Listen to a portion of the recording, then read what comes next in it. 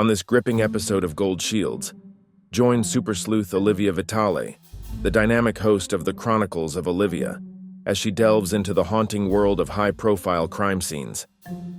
Olivia takes viewers on an intense journey, visiting the chilling locations of the Gabby Petito tragedy and the University of Idaho murders, and talking to the heartbroken families of the victims and missing children. With her sharp investigative skills and compassionate approach, Olivia uncovers chilling details and shares amazing stories of detective work, from uncovering hidden evidence to unraveling the most intricate clues.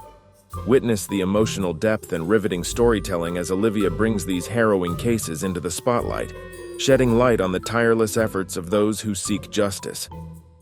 Stay tuned to Gold Shields. Gold Shields brings true stories from law enforcement, the military, true crime authors, and first responders. Experience the dedication, danger, and emotional toll with the heroes themselves. These gripping tales of true crimes, true stories, and true heroes are all here on Gold Shields.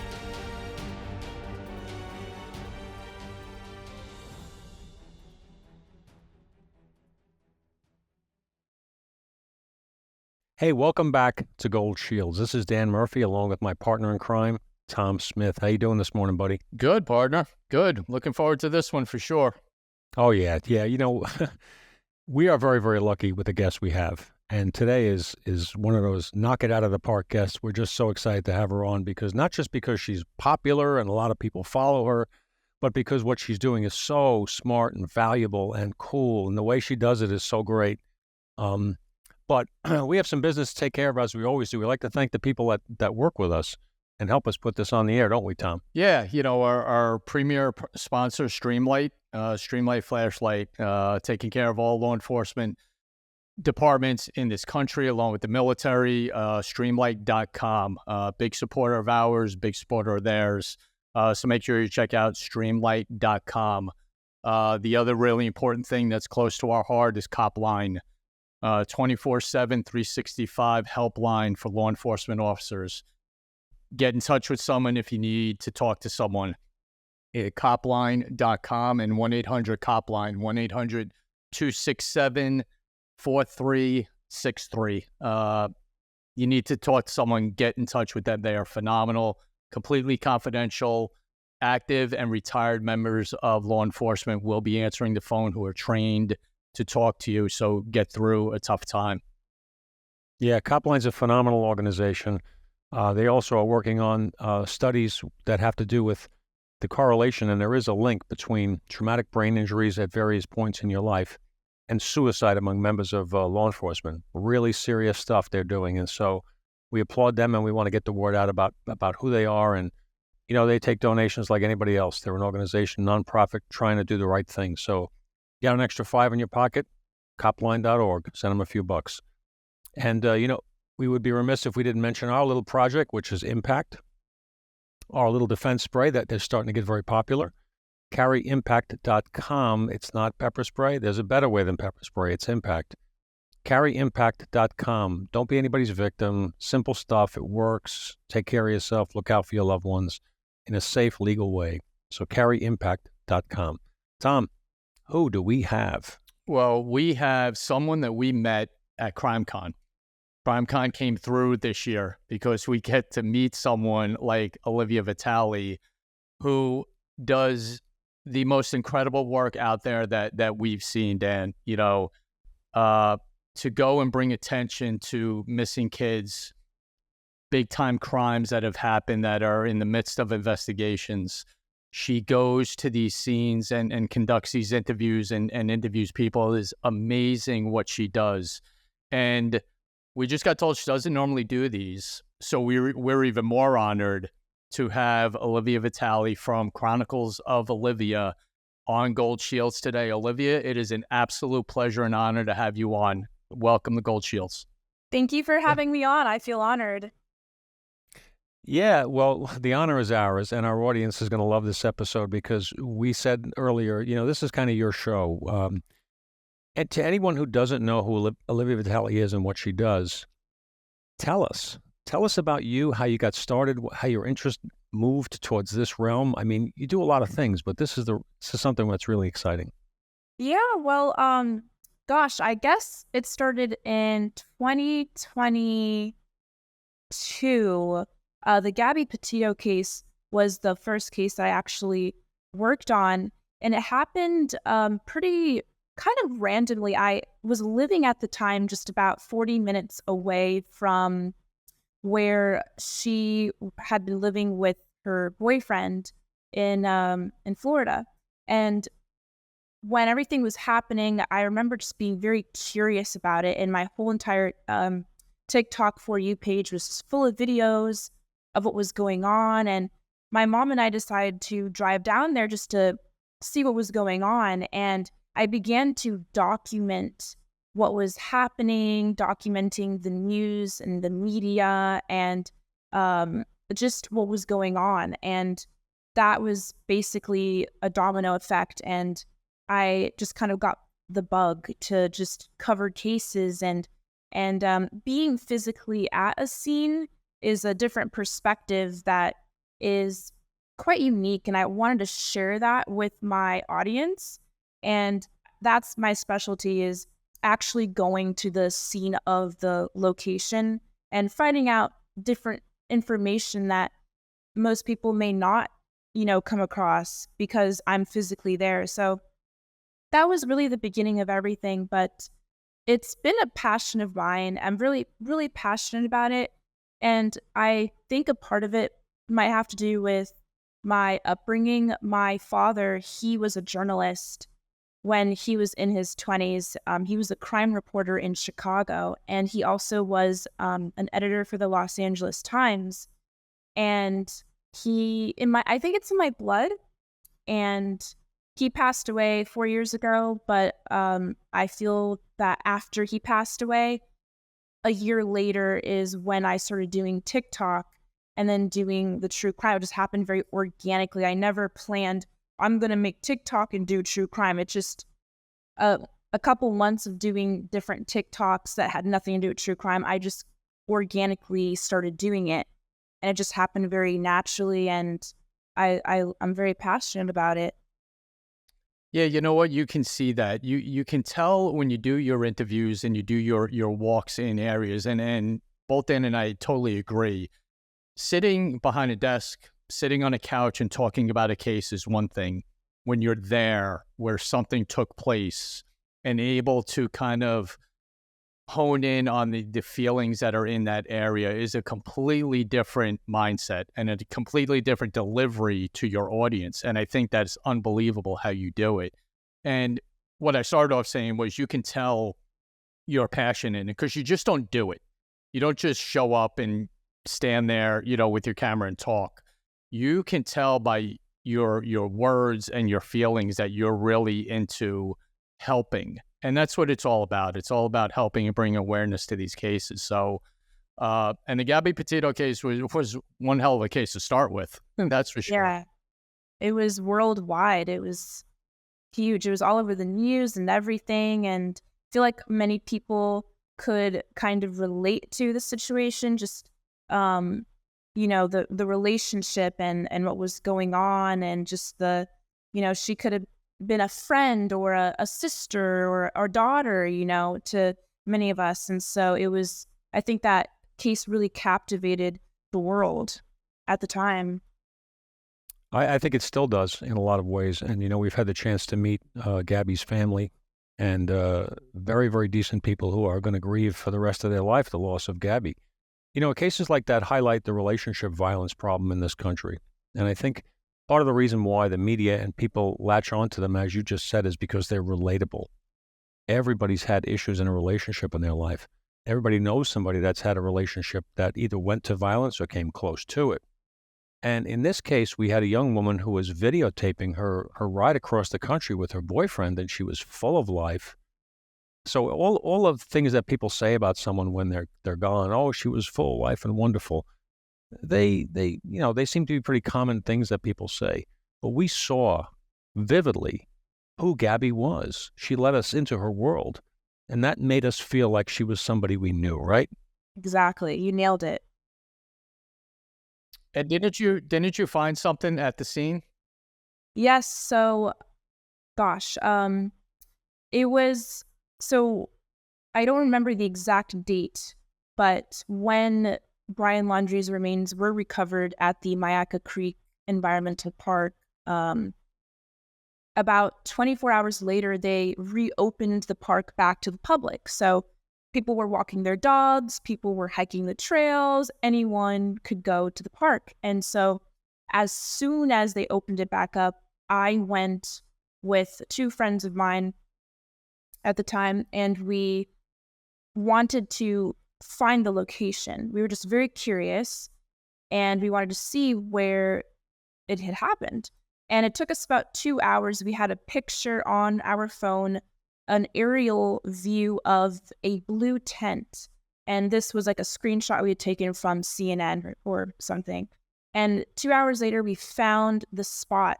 There were these orange spray painted locations in this one area, this wooded area. And my mom was also with us. And we actually met this gentleman who I had met a week before because his mom, who had cancer at the time, she drew a poster that she wanted to have put in the yard of the laundries. And so that's where I had met this gentleman. And when they had reopened the park back up, he was also out there looking around and stuff. And he had told us that he met this woman that had a backpack. And she said that she had found something that she believed belonged to Brian Laundrie, like some item. I don't know if it was clothing or something, but she wouldn't tell this gentleman what it was she'd found. And he was shocked, and he thought, gosh, if this lady found something, I wonder if I can find something. So he was like looking around in that area and stuff, and he had found what looked like a noose hanging from a tree. And this tree was about 300 yards away from those orange spray painted locations. And so he actually like went on Google and found my number, because at the time I was doing real estate. And so he was able to he looked my name up, he found my number, he called me and left a voicemail. I saw a voicemail and called him back. And I said, hey, and he was like, there's this noose in a tree. Like you need to check this out and stuff. So we met with this gentleman, and it turned out it was actually a swing. It was a swing. It was not a noose. But when we were at that, and we'd called law enforcement because we genuinely thought this was a noose hanging from a tree. Two law enforcement, two police officers came. They took pictures of it and stuff. And so we decided that we were going to keep on looking in this general area. And he was telling the officers, and he was telling my mom and my friends about that woman that he had met who had taken something, and she wouldn't say what it was. And so we were all we had like goosebumps. We were like, maybe there's something else around here. So all of us started kind of looking around in the grass and stuff. Meanwhile, those two officers were like in the general area. We weren't thinking about where they were, but they were around, or maybe they were kind of leaving. And so we were looking in the woods and stuff, and we saw like more orange spray painted spots. And then my mom like disappears. She like kind of wanders off, which is something that my mom is very good at finding things. She's almost like a canine. Like she just goes off, disappears, and then she finds stuff. And so that's what happened this time. And I remember hearing my mom say, Oli, Oli. She calls me Oli. And I like go towards the sound of her voice, and I come to this field, like this tall grassy field, and it's just surrounded by these trees. It was actually quite pretty. It was very peaceful. And I see her on the other side of this field. So I assumed in my head, oh, she crossed this field, like she walked through it. But she actually had like walked around it, but I thought she walked through. So I began to like walk through this tall grass, and I was filming. I was I wasn't live, but I had my phone like filming video, and that's something that we always do when we're doing like searches and stuff. We're always like filming and stuff. So I'm filming, and then I see in my like peripheral vision this like water bottle, this green water bottle, and I like look at it, and I'm like, there's something about this water bottle that just struck something in me. It didn't seem like just any water bottle. It was unusual because we had been looking in this area and I hadn't seen anything, but I see this water bottle.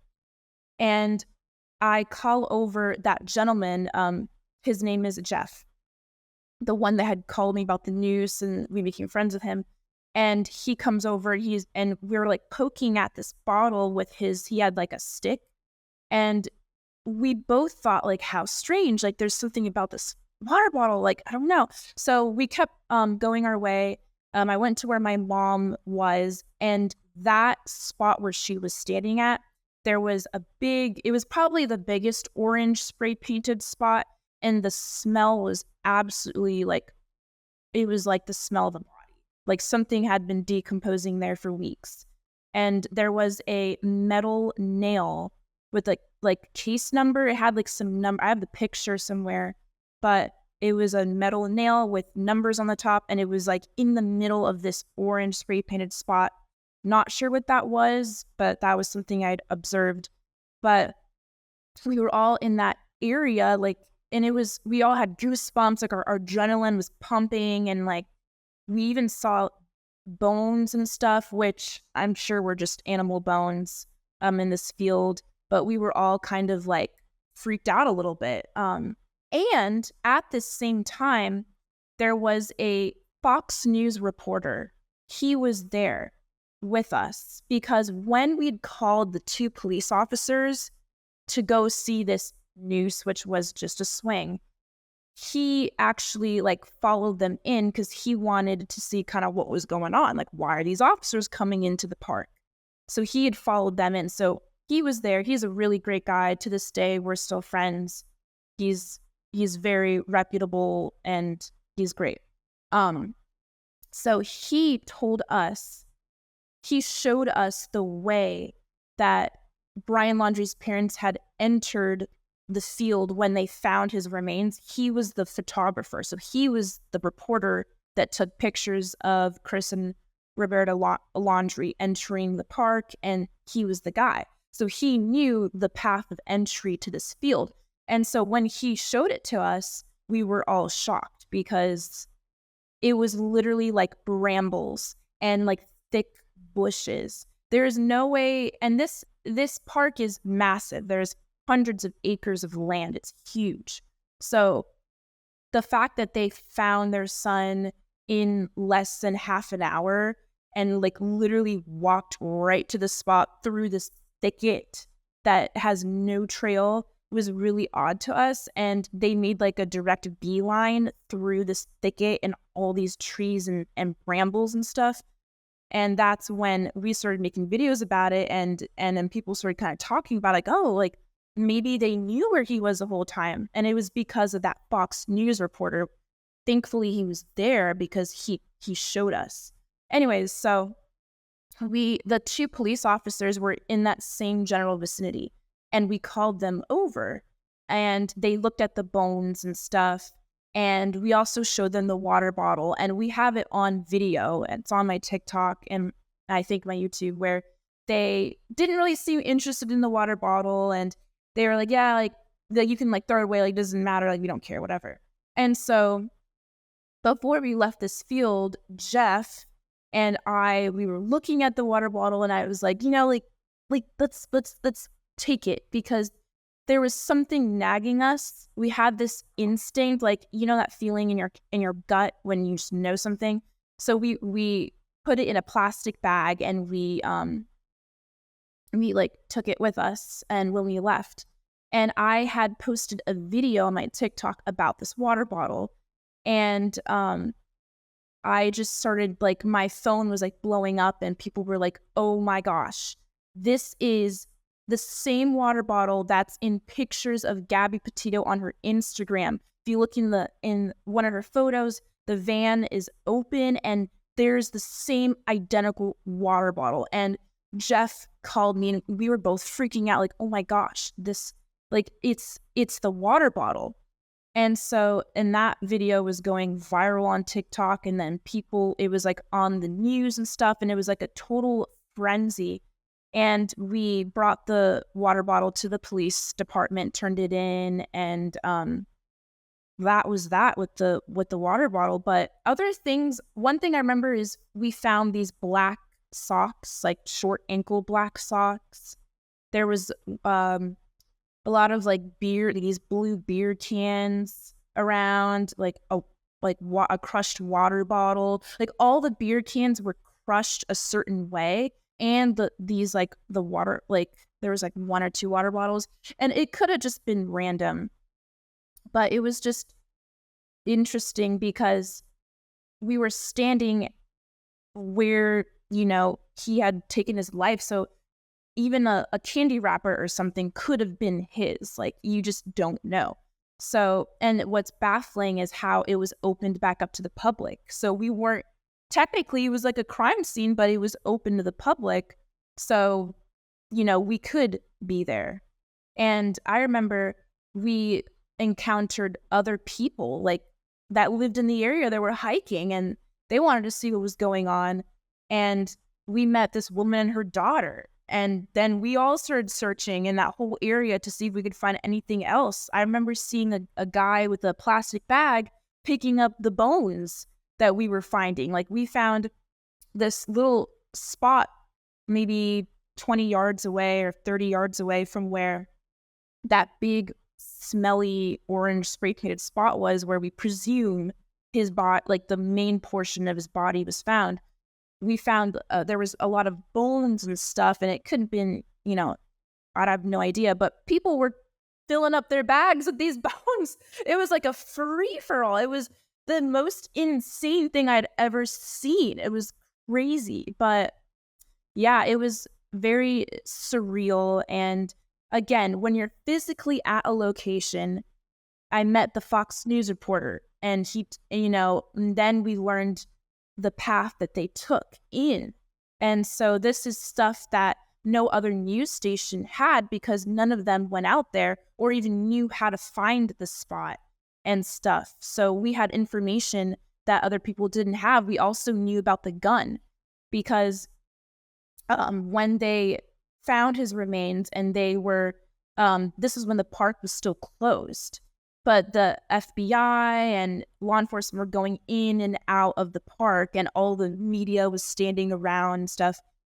I was standing near the entrance with my friends, and we just overheard like law enforcement talking and stuff, that a gun had been found. So we knew from the beginning, like 6 months before it came out on the news, that he took his life with a gun. But I never publicly released that information because I didn't want to. And that's the thing about being an internet sleuth, is you have to be careful, because you can disrupt a case and, you know, mess things up with information. So that I didn't like blast it on my TikTok, but I could have, but I just chose not to. In the darkest of nights, you need a light you can trust. That's why we rely on Streamlight. Whether you're investigating a scene, navigating through uncharted territory, or just need a dependable flashlight for those unexpected moments, Streamlight is your go-to source. With over 45 years of innovation, Streamlight crafts rugged, high-performance flashlights that can withstand the toughest conditions. From tactical torches for law enforcement to everyday carry lights, Streamlight has you covered. Join the Streamlight community today and see why professionals trust Streamlight for their lighting needs. Visit streamlight.com to find your perfect light. Streamlight, lighting your way through the shadows. Well, that's very responsible of you on behalf of detectives everywhere. We appreciate when people who are, you know, internet sleuths or just civilian sleuths who want to help out don't just run to the media with things that they find, because you're right, it can blow things out of proportion in a case. It can help trigger hundreds of calls to your desk where people are saying A, B, and C, and the media is all over you when there's no truth in fact to anything that's been said. That can happen quite a bit. Another noteworthy case that you have done a lot of work on, and we'd love you to talk or tell our audience about it, has to do with the University of Idaho, Moscow, Idaho. The killing of the 4 teenagers, or effectively inside their rented house. Tell us about how you got involved in that case and some of the interesting things that you found out. Yeah, so that case is probably the most that one hit me the hardest. And the reason being because one of the victims, Kaylee Gonzalez, she actually followed me on my TikTok page. And I remember I heard about the murders a couple days, like after it happened, maybe 2 days after, 3. I can't remember how many days after. And my whole entire TikTok was just, every video was like people talking about the case, and it was like insane. It's on the news, and it was really shocking and just absolutely gruesome and just shocking. And I just remember looking up each of the victims on TikTok because I wanted to just learn more about who they were. And when I came to Kaylee, it said follow back. And as soon as I saw that, I think I like almost dropped my phone. I was like, it just like hit me in my chest. I was just shocked. And I just felt so sad because she was watching I post about true crime. So she was watching videos about true crime, and then her life ended in a crime. And that just really like it hurt. Like it was just very weird feeling that I had, and I wanted to help. And so it was, I think, 2 weeks later when I flew out to Idaho to cover the case. And I went with a friend of mine, Bullhorn Betty. We went together. And so we were there for a couple days, maybe a week. I'm not sure how many days. I can't remember. But I remember being there at 1 a.m. some nights, walking around the neighborhood where the house was, just kind of like scoping out the area. We interviewed this boy, a law student who people thought was the murderer. People were messaging his grandma, his parents. I mean, his life was just like, all because a news station had interviewed him and people thought he looked creepy. They thought he talked weird. So they were like, it's him. So we interviewed him to give him a voice on our platforms. And so anyways, I posted a lot of videos about it to bring awareness, because at the time, Brian Kohberger was still out free. And then the white Elantra came out and law enforcement needed to find that. So I was posting videos, if you see a white Elantra and all this stuff. And I remember I had this really gut instinct about Washington State, WazU, Washington State University, where Brian Kohberger was studying at. We went there, and I have a video of me on my YouTube. It's like December 1st or December 2nd, where I'm standing in front of the sign, and I'm saying, guys, what if the perpetrator actually is a student at Washington State University and not the University of Idaho? And when I watch that, it just gives me chills, because he went there. What if when we were doing that video, he was just around the corner? But anyways, so we went home, and then we came back a second time. And the second time that we came, like the first day we were there, I got an email, and the email said Steve Gonzalez, and it was a very short message. It was like a sentence. And it said like, here's my number, or give me a call, something like that. And I immediately reached out to him, and he invited us into his home to do an interview. And he said he found me because he saw that Kaylee was following me on TikTok. He like went through her list and he saw the videos I was posting about his daughter, bringing awareness, trying, to bring spotlight, and he wanted to share his story and his family's frustrations and everything. So that's how Steve Gonzalez found me, was through his daughter's TikTok, who she was following. And that it was December 28th when we went to their house and sat down with them, did an interview, and very, very nice family. Very, very nice family. Breaks my heart. Just, I can't, it's just, the whole situation is awful. And they are such a nice family. They were, fighting really hard to get answers. They were in the spotlight a lot. And then it was 2 days later, I believe, 2 or 3 days later, when they announced Brian Koberger was arrested. I was standing in front of the house. There was a lot of media out there.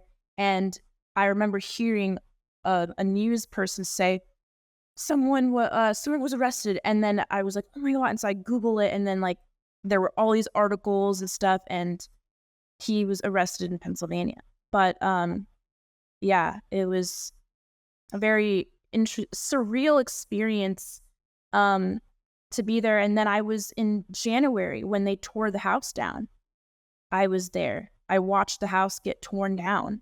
And that was just devastating because I was on the side where I wanted it to stay up so that for the trial, the jury could walk inside and all that. I didn't want it to be torn down. So it was hard to watch. Well, it seems like it became a little personal for you because of Kaylee following you. So you have a different kind of mindset going into that case than say, Gabby's. But let me tell you something. You should be proud of yourself on a number of levels because, A, getting that interview with Kaylee's family, that just shows the level of trust and respect they had for you, in believing what you were doing or what you still are doing to bring attention to these cases. So that is one hell of an interview. And I watched it. You did an incredible job on that. Calm, precise with your questions and let them talk. And you nailed that one for sure. And then, the connections with Washington that you laid out even beforehand were great. And, that is some interview. And like I said, a level of respect that they had for you, for them opening their doors to you. That's one you should be proud of for sure. There's a lot of stories behind big cases. And the kind of work you do, you get the follow-up, which is really important. The media will come, they'll talk about what's important about the case to the media, so their ratings will go good. They'll highlight whether it's a young woman and it's a relationship. Well, let's find a twist. Let's find a spin. But there's always lives that are impacted, right? They're left in the wake. And you went back and talked to the family, and this is a grieving family, like the Petito family. They're grieving, and they've been inundated with media, inundated with rumors and all kinds of stuff that gets thrown out there about their loved one who is now dead and gone forever. Showing them respect and showing them some care after all that deluge of media and interest and People magazine and everything else, and then everybody goes away and you're left there with your grief. I had a chance a few months ago to go up to Lewiston, Maine, and be at the scene of where there was an enormously impactful mass shooting at 2 locations took place. An individual killed over 18 people in a bowling alley and a bar in one night. He just went on a rampage. And I happened to be in the area, and I stopped in, and I went to both scenes. And Tom is right. It's eerie. And you're right. It's a weird feeling to be at the scene knowing that hours ago, something this crazy just happened right here in this semi-sleepy little town in Maine. And I had a chance to talk to a bunch of people that were around there. And these scenes attract, and you see them too, right? You see the media, you see all different gawkers and people who are interested and neighbors. And then you get things like prayer groups that'll come around and they'll want to pray for people and stuff. And then there's people who want to help with food, and then there's people that want to sell things. Everybody comes to these things, right? And I made time to go to the Lewiston, Maine Police Department and talk to the cops. And I found that they were very open with me. Maybe it's because of my background, but they were deeply impacted by what they had to deal with. These scenes, I can imagine the University of Idaho police that had to respond and find these 4 young people so brutally killed. This is rough stuff for anybody. Yeah, it is very, very eerie and devastating, and I will never forget. It's burned in my memory, even though the house is no longer there. In my mind, it's still there. And the first time I went to Idaho, which was 2 weeks after, the lights in the house were still on. So they had preserved the home, I guess, just how it was the night that they were found, or the morning they were found. And the lights were on in the living room. The lights were on in Xana's room. But however, upstairs, the lights were off. But in Maddie's room, there were these lights, these amber orange colored lights. They looked like Christmas lights, like little Christmas lights. And I remember those were on, but the lights were off and the window was open so you could see through. I think there were blinds, so it wasn't clear, but you could see through the trees and you could see these like little, almost like Christmas orange glowing amber colored lights. And that was probably the eeriest thing for me to see. Just when they, their lives ended horrifically, it was dark in that room, but there were these amber colored lights in there. So maybe they could still see who the perpetrator was. So I just remember that is something I think about to this day. Like those and I have a picture of it actually. It's on my Instagram, but of those amber colored lights, and it just haunts me.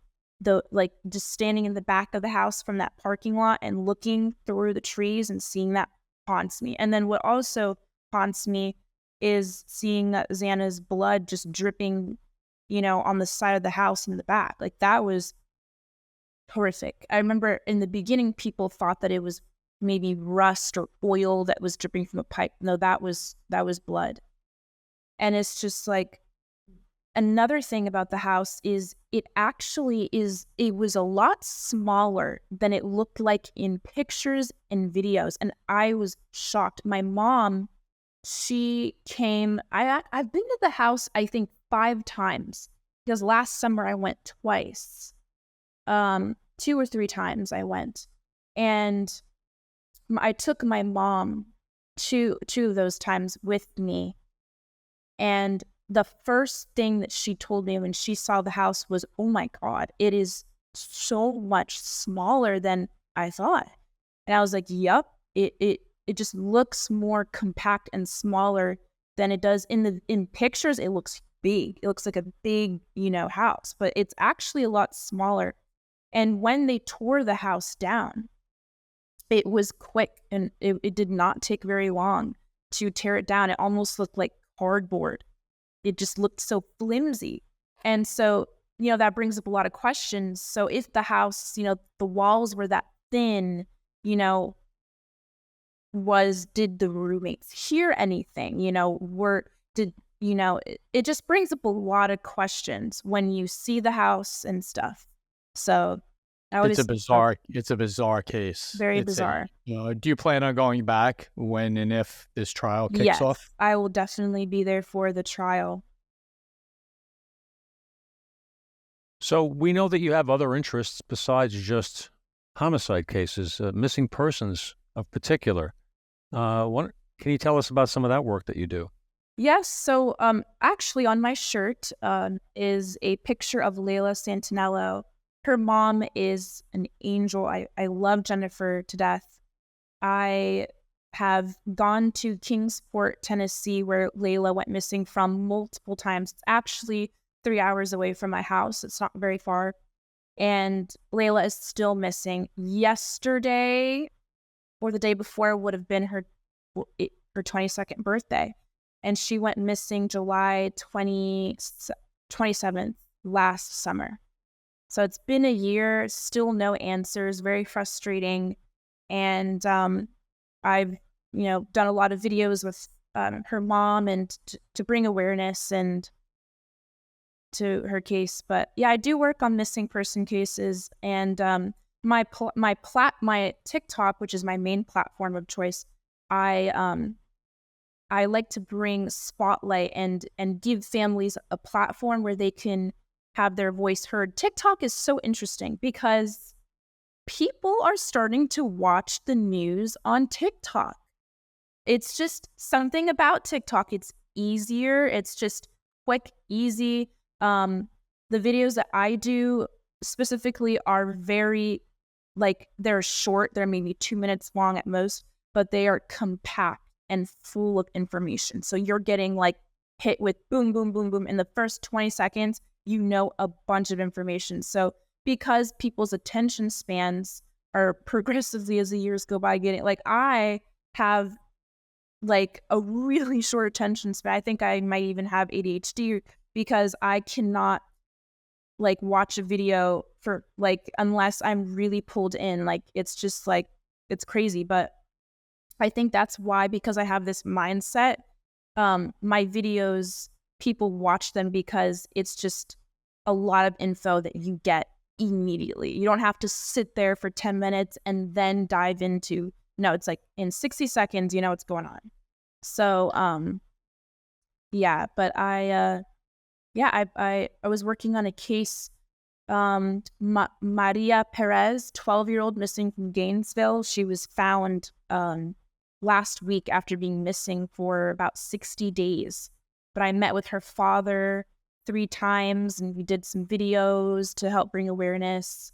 But all it takes is for one person to see a video of someone missing, and they might have seen that person, or they might not know that they actually have information that could be relevant. And that's what is so important, I think, about TikTok and the true crime community and people. I'm friends with other creators who post videos to help bring awareness, and I think it's a really cool thing. Well, you know what else it does, Olivia, and what you do? Like you just said, everyone has social media. Everyone, has access to it. You're also probably putting pressure on the criminal.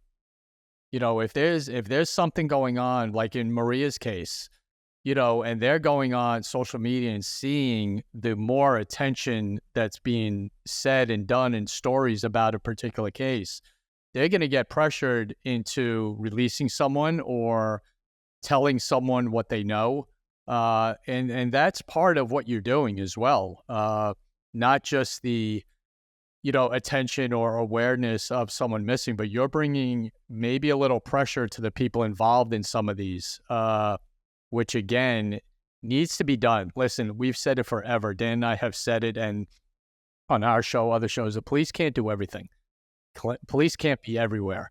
The social media reach that you have and people of your age and whatever, the police can never, ever match.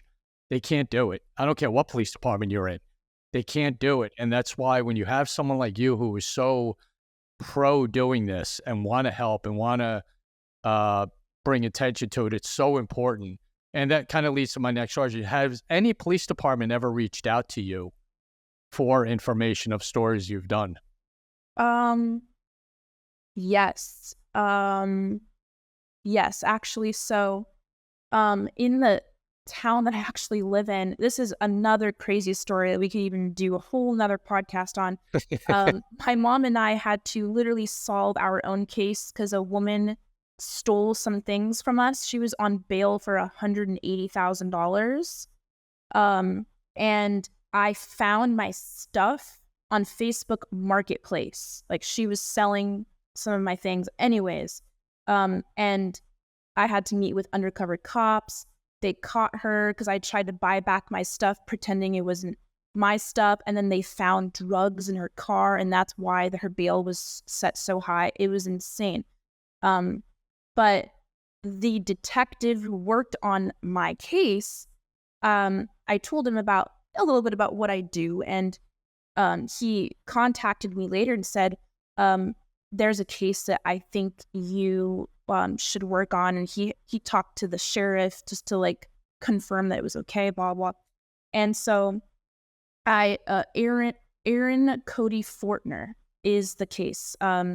He has been missing for 2 years now, just in outside of my town. And I met with his family and done some videos with them. But I would not have learned about that case if it wasn't for the detective. But in terms of other cases, I've actually become friends with police. Like with Gabby's case, I was doing videos with some of the officers and stuff too. And there are cases where the police are actually nice and like they appreciate the help of social media, and in their conferences they'll mention something about it. So I have not had a negative experience, knock on wood, yet with law enforcement. Of course, there's shady. There are bad apples. There's bad apples, but there are good apples too. But I've seen some bad apples for sure. But it is possible in detective work to become jaded, because you have to understand a profession where everybody lies to you. Almost everybody, and sometimes victims of crime lie to you or recall things improperly. So you're dealing with a constant attempt to sift through information for what's true and what's not. And a lot of people lie to you. And the phone rings a lot of time with stuff that's just not useful or not real. So you can understand a little bit of the cynicism that comes to play there. However, to not look at the social media world and the incredible groundswell of interest that occurs among the civilian community, people are just interested in helping out, people who know something or who have an idea, is crazy. It's crazy not to listen to it. You have to give some time to it. And people like you who are dedicating and learning how to do it even better and how to work with police and how to work with families. I mean, connection is everything. Talking to people is everything. You have that ability. You can walk into anybody's home, sit down, make them comfortable, make them feel like they can talk to you. That is key. That is crucial. And some cops don't always have that. Detectives don't always have that. Or they just don't click with that specific person, that witness or that victim, for a variety of reasons. But the work that you're doing is incredibly invaluable, and I hope that you and others keep this kind of work up. Tom and I have a passion for it, but we love seeing people doing the right thing, helping to solve cases, helping to put justice in the category where it belongs as a win, and not just a loss or a dream, right? yeah, thank you. Yeah, this is certainly, without a doubt, Olivia, if it's okay with you, this is like part one, because we could do a mini series on you and the cases, even a couple that we spoke about that we want to get to on another show. Sebastian Rogers and Riley Strain, two very weird cases, especially Riley's is bizarre. But we don't want to do it all in one shot. We want to have you back, because that just makes it more interesting. And maybe by that time that we do have you back, and we'll have you back before the end of the year, because let's try to figure it out. If the Idaho trial starts, maybe right around then, we can have you back and discuss that and other things. But, everyone out there, this young lady is no joke. I mean, she's got 373,000 subscribers on YouTube, 1.3 million followers on TikTok, 63 million likes. I don't even know how many zeros that is, but this is she's not a flash in the pan. This is a legit investigator. And I don't know if you're way, way too young, but damn, remember Nancy Drew? She's like Nancy Drew on steroids. People 2024 version. Yeah. Huh? People always tell me that. Yeah. I'm like Nancy. And you've got to remember also, too, cops and detectives that work in departments around this country are inundated with cases. And they don't have the time to focus like you can, like others can, like civilians can. you're working in NYPD, you catch a homicide, let's say, you're off the clock for 48 hours, off the chart, you're not going to catch anything else. But after that, you're back to getting cases, and you're trying to figure everything out as you're going along. It can be very difficult and burdensome. So help like yours is incredible. I mean, at the end of the day, the goal is bring justice for families, find the whodunits, and I think that's really important. Plus, it's fun, isn't it? You do have fun, don't you? Yeah, that's something actually I never talk about because, I don't want people to take it in the wrong way, but it is, I'm passionate about it. That's what it boils down to. And it does give me, it gives me, I'm trying to find the right word.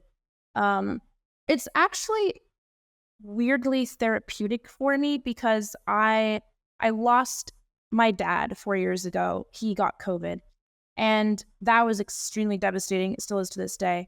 And I can somewhat relate to these families. Obviously, my dad didn't die from being murdered, but he is no longer here. And that's like a grief that I carry every single day. So I can relate to these families to an extent about losing a loved one. And being with these families is like healing for me, actually, because I don't feel so alone, because for a while I did feel very alone. But I didn't start doing true crime until a year and a half after my dad passed. So, and it was a very hard year and a half. And when I started doing this work, it just became very healing for me. And also something that I've never really spoken about is my father. I have a half brother who was murdered when he was 28 in California. And this happened before I was born. My dad had a marriage before my mom. He had 4 children, and one of them was murdered. And then his first wife passed away, and then he met my mom. But I have a half brother, someone with my blood, that was killed. And it's something that at a very young age, like when I think I was maybe 7 years old when I was first told about it. And at that age, I didn't understand, death or that sort of stuff. But at a very young age, I knew that there was a homicide in my family. So, and that's actually a case that I want to find the 2 guys that murdered my brother. They only got 7 years in prison. I think they stabbed him. I have to find the articles. This happened in 1986. He was shot or stabbed in his trailer, and the 2 guys got 7 years. They threw his body over a cliff in Santa Cruz, and a hiker actually found his remains 3 weeks later. And I remember my dad saying that all that they had left really was a thumb to prove that it was him. Like they used his thumb. But I wish I had asked my dad more details about the case. Like, what was it like having a child missing for 3 weeks? Like, what were you going through during those 3 weeks?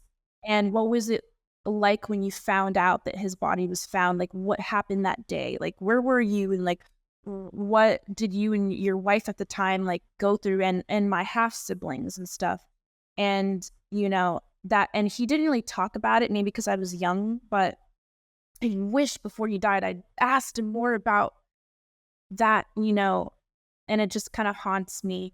So maybe that's another reason why I do true crime, like subconsciously, because of my dad being a journalist when he was younger, and then my half brother being murdered. And maybe that has to also do with how I organically just started doing this because of my history. So Fascinating stuff.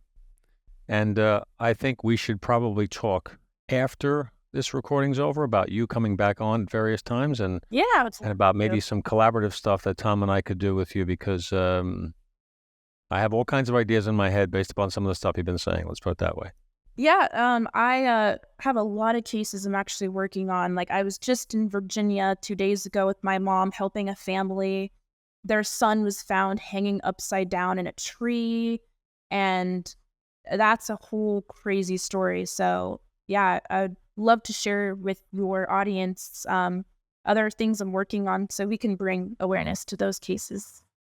100%. You're part of our family now, so it's tough to get Yeah. rid of us. Now you're stuck with us. You're done. You're toast. Listen, for the next couple of minutes, tell everyone how they see you, hear you, watch you, lay it all out there, everything you got. Yeah, so everyone, if you look up Chronicles of Olivia on TikTok, you can find my I have one page that has 1.3 million followers. That's the account where I post on, but I have a backup account with 1.2 million followers on that account where I do like behind the scenes like stuff too. So you can follow both of those accounts. Instagram, Chronicles of Olivia, YouTube, Chronicles of Olivia. It's pretty simple. And also, I was featured in a show on Paramount Plus called Cyber Sleuths. It's about the Idaho 4 case, so you guys can watch that on Paramount Plus. Outstanding. Outstanding. Looking forward already to the next time we get a chance to sit down and Yeah, talk me with you, too. and the opportunities we may have to collaborate to help each other with various projects. But you're an incredible young woman. What an opportunity for our audience to get to know you, and we're so happy for you, for your success, and we're so appreciative you gave us your time today to appear on Gold Shields. And I just wish you nothing but the best. You're exceptional at what you do, and keep it up, Olivia. Thank you. I really appreciate it. And you guys keep up the good work too. Maybe one day you guys can come to the scene of a crime with me. And I'll We're show there. you. Yeah. Would love that. Would love There. that. That's easy. That's simple. We're there. You know what? We knew this was going to be a great show. We were looking forward to it, and you exceeded every expectation we had. You are a special young woman with a gift, and that's what it is. You know, a lot of things that you were talking about, the one thing that kept coming into my mind is the things that you do and you can't learn, you can't teach. They're just in you. You have this gift of knowledge and digging and understanding and putting puzzles together, and you do it so well, and you should be applauded for it. So thank you so much for everything you do and appearing on Gold Shields. This was a pleasure.